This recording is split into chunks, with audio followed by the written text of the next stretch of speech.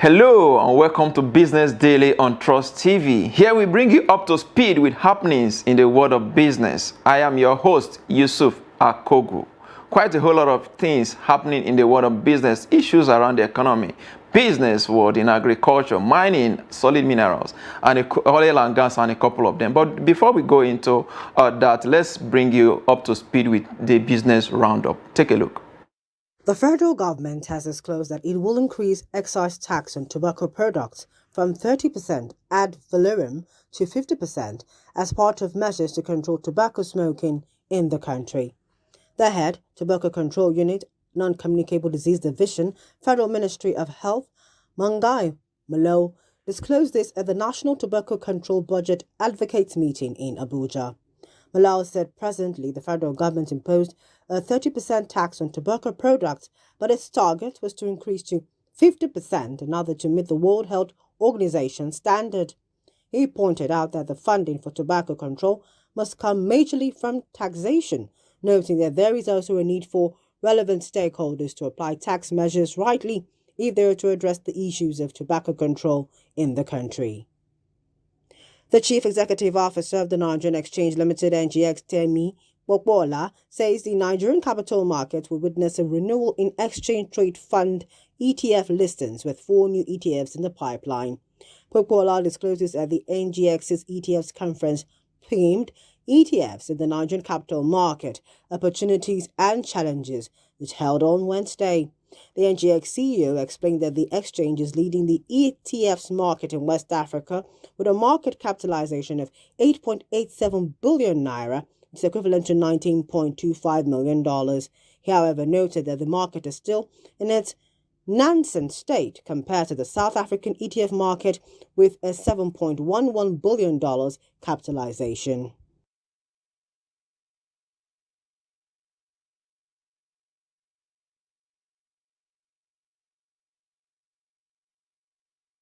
That was business roundup. There are a whole lot of issues happening in the world of business. We'll quickly turn our attention to what is happening in the capital markets. Of course, the market closed positive yesterday. Let's show you some of the data as it happened yesterday on the floor of the Nigerian Stock Exchange. Share index, the data, you can see the market closed 0.15% yesterday at the close of business on Wednesday. The market capitalization maintained the same stand as it were on Tuesday, 27.9 trillion naira. And of course, in terms of volumes of trade, you can see that 27 point something million were actually traded. Then looking at the gainers on the floor on Wednesday rather, Transcorp maintained that same position, strong position, 9.854%.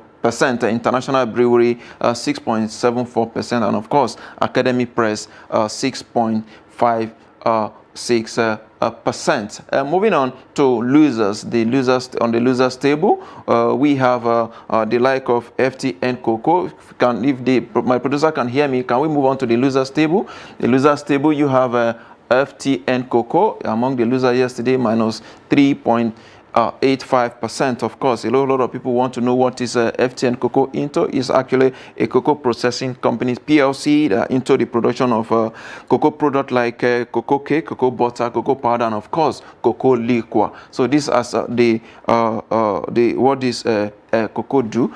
This company does as well. So if you look at the top trade on Wednesday rather, Transcorp is there. Transcorp has been there for the past 3 days. Since Monday, rather, 83.7 million volume of shares. And of course, Fidelity Bank also has featured prominently among the market movers, 19.5 million volume of shares. And of course, Zenith Bank, joining the top 3 today, 16.5 million volume of shares. Banking stock doing so very well there. Let's quickly see what is happening across the Africa continent. The African market also, of course, when you go to GSE in South Africa, GSE in Ghana, and of course, the USA in Uganda. Can we get the African market, if you can actually go there quickly, so that we can, before we cross over to the Broad Street. So you see JSE there down by 0.19% at the close of business on Tuesday. Of course, JSE, one of the premier capital markets in Africa, which is a huge market all share index of 78,000.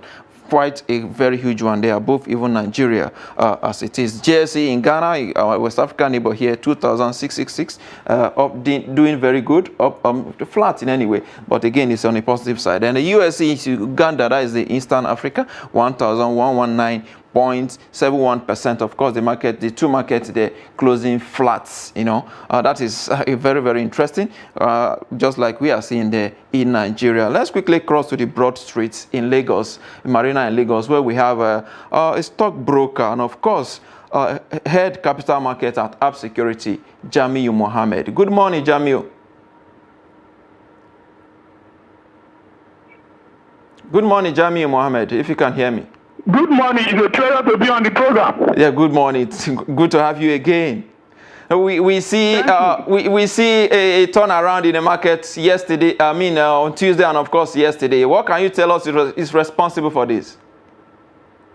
Thank you. It's a pleasure to be here on the program. I said in our previous session that markets will shortly leave the negative sentiment that it has been displaying over time. And if you look at it this week generally, we have 4 trading sessions this week. The market may end negative because we are likely to also have marginal gain today, just the way we have it today.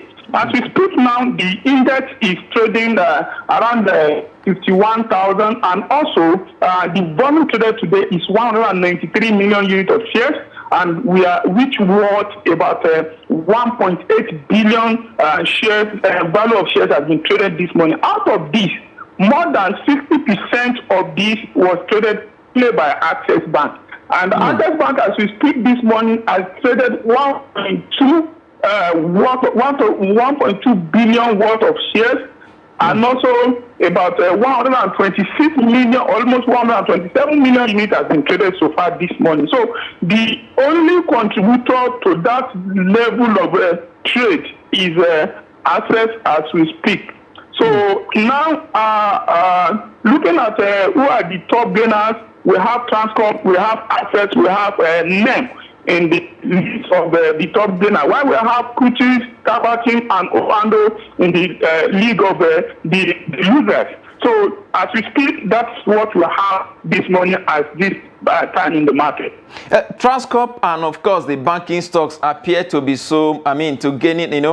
attracting investors at this time. Can you tell us? I've been following since on Monday, and I discovered that Transcorp, and of course some of the banking, we have the Fidelity, you may just mention Access Bank, and of course Zenith Bank have been so attractive to investors. What makes them unique at this time? Thank you. I told you banking index and banking stocks. The banking sectoral indices is always a leading indicator of the market. Whenever the market wants to move into positive direction, you see this banking stock moving into that direction. Because the reason why I single out Access Bank is because it's gaining maximum. It has traded about 126 million units of shares and worth about 1.3 billion has been traded just this morning, and that constitutes about 80% of what market has traded today. And if you look at Transcorp, what happened in Transcorp is that there is information that was released when they have their general meeting that they want to acquire and also go into some areas or line of business that it is not what they had before. So I think these are what investors are keening into. And what happened in Access is that they just declared their result this morning and they are ready. So the profits being declared is not that there's no increment in what was declared in the year end 2021. So not only that, but they are able to declare dividends of 1 naira 30 kobo, final dividend, 1 naira 30 kobo, after they have declared 20 kobo interim dividend last year. So if you look at total dividend being declared by Access, it's now 1 naira 50 kobo. If you put it on what Transcorp is trading today at 990, you are having more than 15% dividend yield on your investment. We have not talked about the capital gain that you will likely get as the sentiment of investors is increasing, and the stock now is on bid of 32 million. So this 33 million units. So these are the what happened in those two stocks that you have mentioned earlier. Yeah, Mr. Jamiu, there are some other highly capitalized stocks that we are not really are not being mentioned at this time. The likes of Dangote, the likes of MTN, Airtel, even the Geregu Power. These are some of the high cap stocks on NGX. But for some time now, they've not really been mentioned. Can you talk to us about their performance on the floor? Yes, what is normally happen on our exchange is that you see this high cap stock. Before you can move their price, you have to buy up to 100,000 units before you can move their price to the next level of to bring it down or to increase the price.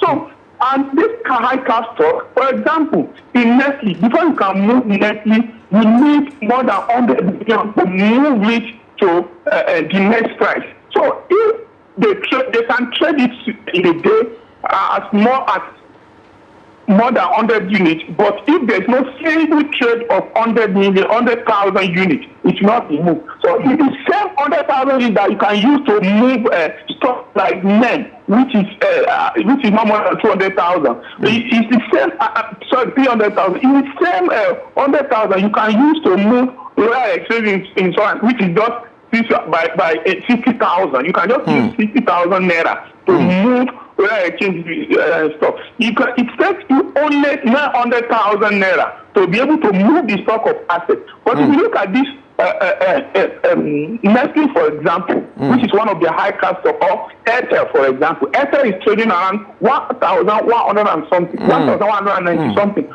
So you can move the stock of Airtel too. You spend more than 100 million in moving the stock to the next price. So if the stock is traded and there is no movement in price, or there is no single trade that is up to 100,000 that can move the stock, you realize that this stock will not be mentioned in the market, and because they are heavy, Mr. Jamiu, the investor that wants to move the price has to spend more compared to what other mid cap or small cap stock will do in the market. Mr. Jamiu, before I let you go, just one more question. We understand that new exchange traded fund listing is expected on NGX. How soon would that be?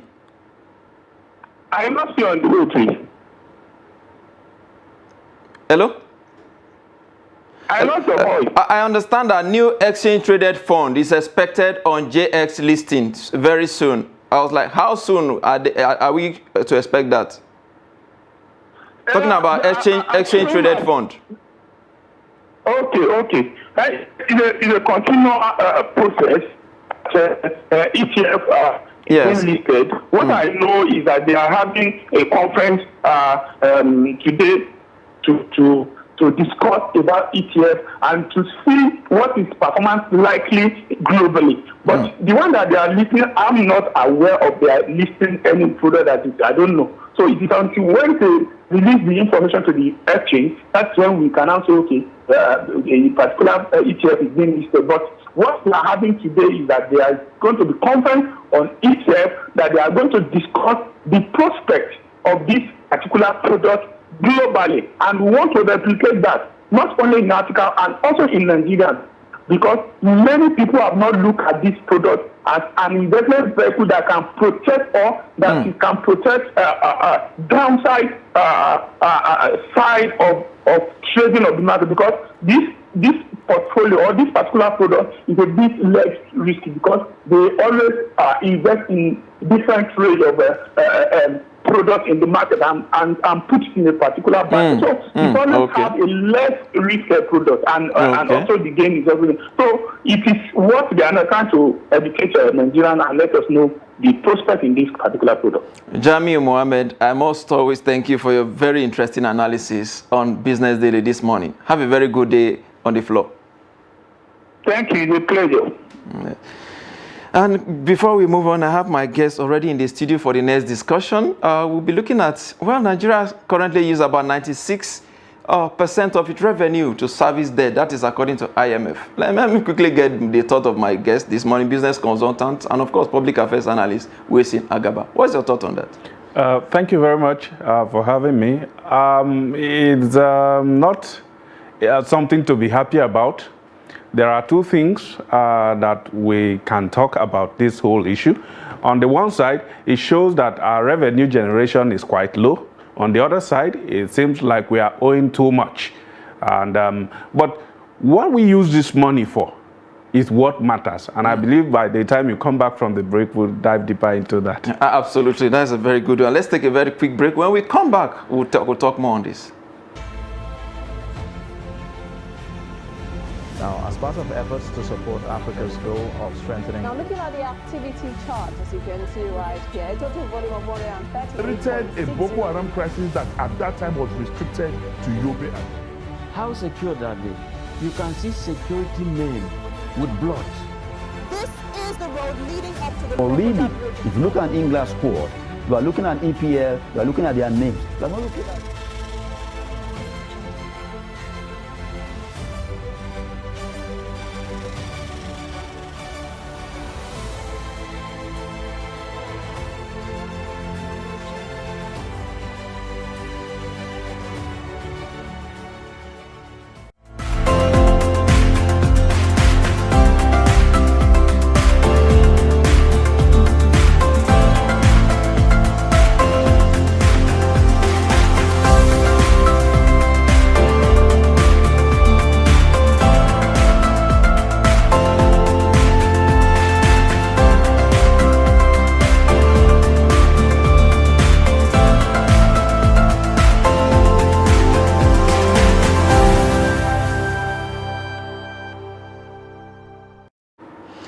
Glad to have you back. I still have my guest in the studio, business consultant and of course public affairs analyst Wilson Agaba Wilson. Good to have you again. Thank you very much. Yes, let's move on. When a country is using 96.3% of its revenue to service debts, how much is left for expenditure, for government expenditures? You have mentioned it by percent. It's out of 100. So 96 point something percent. It means you have like 4 point something or 3 point something percent to take care of other things. How do we get to this point? You see, I will name a few things that are quite obvious. Number one, over the years, we have not done anything to improve our revenue generation. And then we have continued to overbloat the civil service unnecessarily.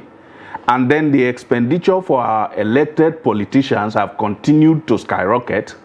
So all of these things make our resources to go into a place that is not productive.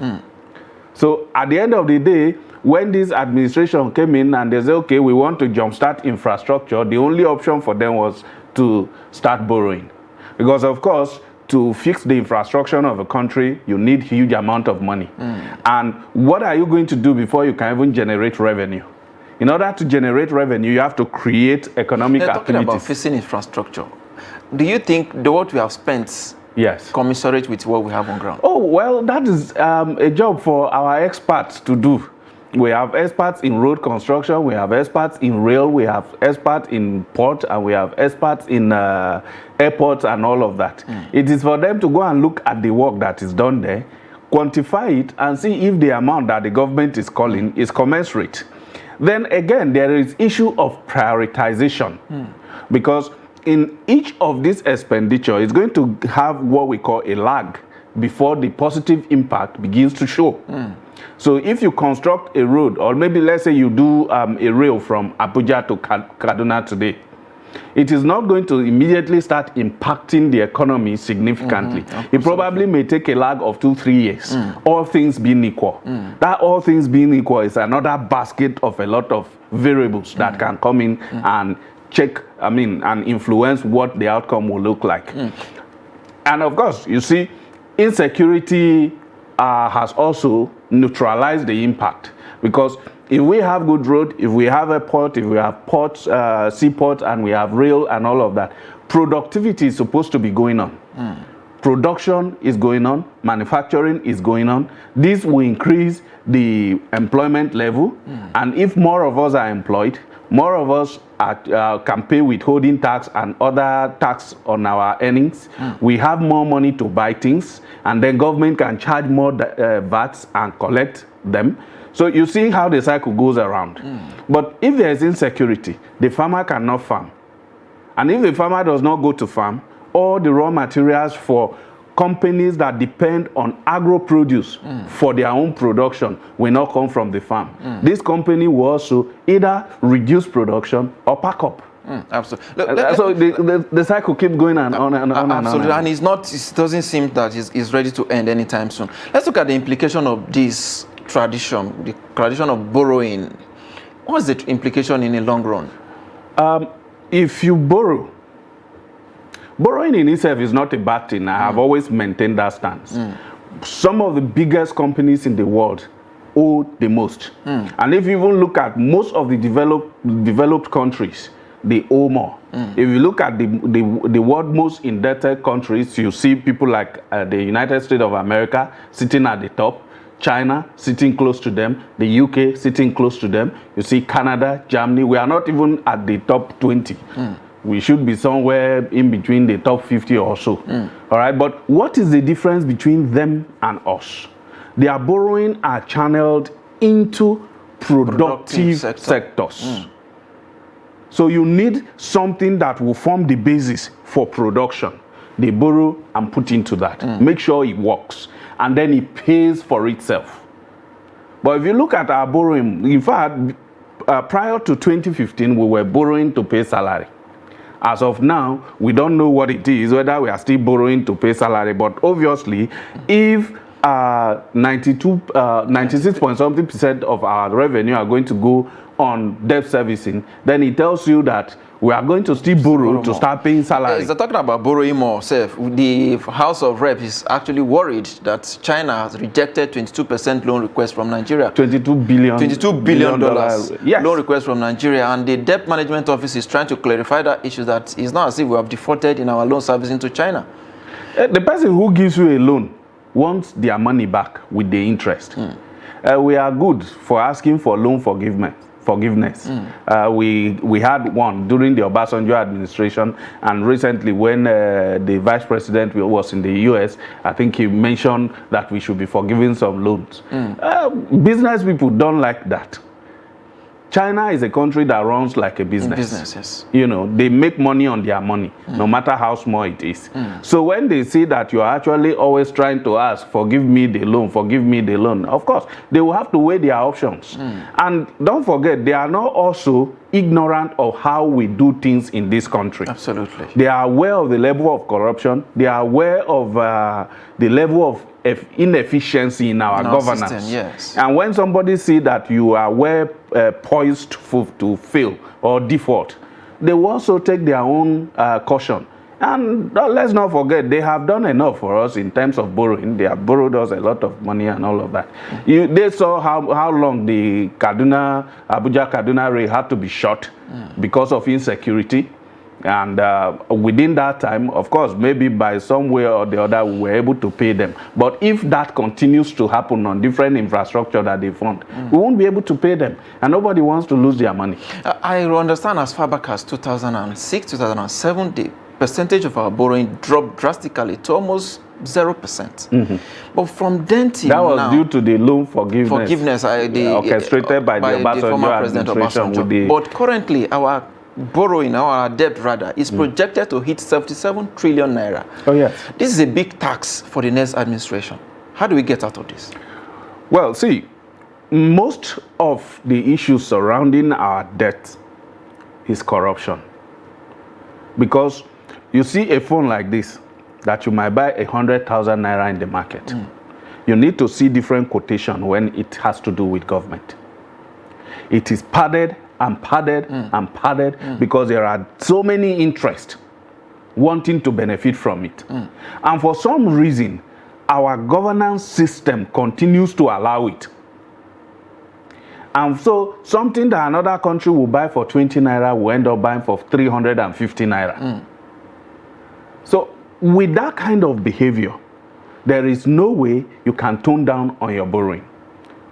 Then what is our attitude to public offices? Wastefulness. Because you are not paying.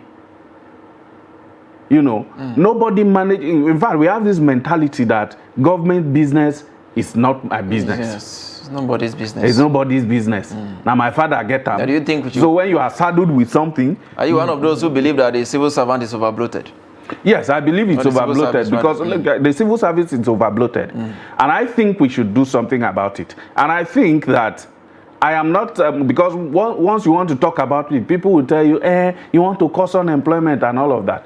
But why I know people that I can give you their names who have jobs in different MDAs and they don't have a job function. They go to the office every day, just stay there. If their guy say, go and buy me this, that's the job they get to do. Take this file to this place. So there are no defined jobs for them. Like if you walk into the bank today now, you see everybody has something that they will do enough for the day. Governance should be like that. The government should try to create an enabling environment so that the excess people should be employed by the private sector. Government should have a lean employment. Where our employment should be large should be in our security agencies. So we need to cut down civil service. And to do that, we need to audit the system. Where we have younger people who can still go into the police, who are going into border patrol, who can go into other security areas. Let them be retrained and shipped to that aspect.